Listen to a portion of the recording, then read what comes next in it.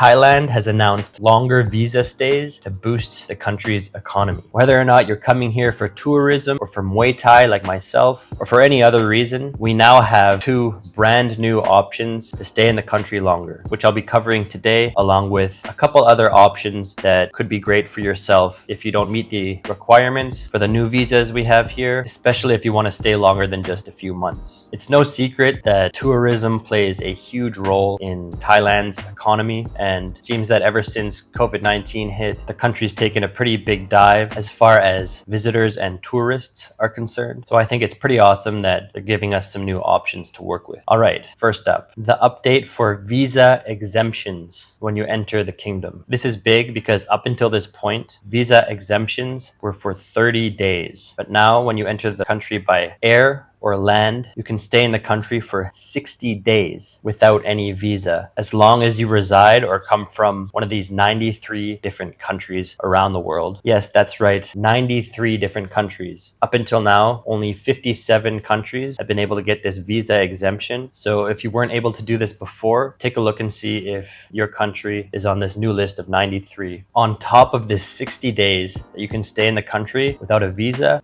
you're still able to get a visa extension. So when your 60 days is up, you take a trip to the local immigration office and extend your trip for another 30 days. So you have a total of 90 days or 3 months to spend in this beautiful country.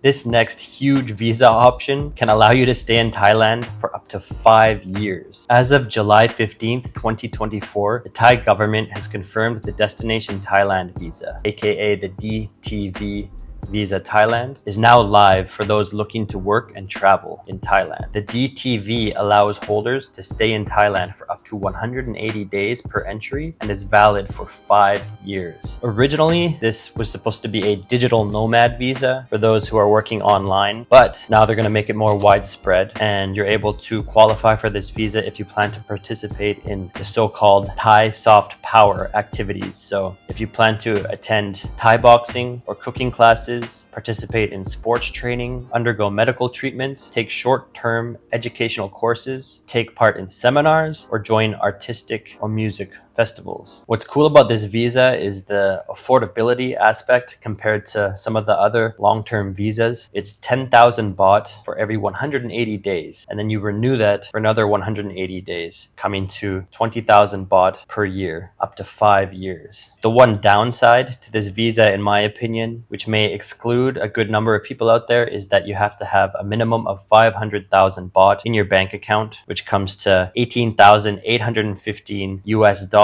which I suppose assures Thai government that you have the funds to stay in the country for that long in case anything pops up, or just to survive there in general. But don't worry if you're unable to show that you have this amount of money in your bank account. There is another option, which I think is great if you want to stay for anywhere from 6 months to a year onward. But before I get into the alternative visa options, I should mention that if you have a spouse or dependents that are under 20 years old, another benefit of this visa is that there is no limit to the number of dependents you can bring to Thailand if you're a DTV holder, though each of the dependents must apply separately and pay a separate visa fee. This next visa is the one that I've been using, and it lasts for a full year and beyond. That is, if you reapply after each year. And this is the Education Visa, aka the non-immigrant ED visa. At the moment, this is a great way to stay in Thailand long term if you don't happen to have an extra 500,000 baht or 19,000 US dollars kicking around in your bank account. The most common or most popular education visa options you can get are to learn the Thai language, Muay Thai classes, Thai cooking classes, and even scuba diving. I personally have been taking lessons to learn Thai, which really comes in handy.ผมชอบเรียน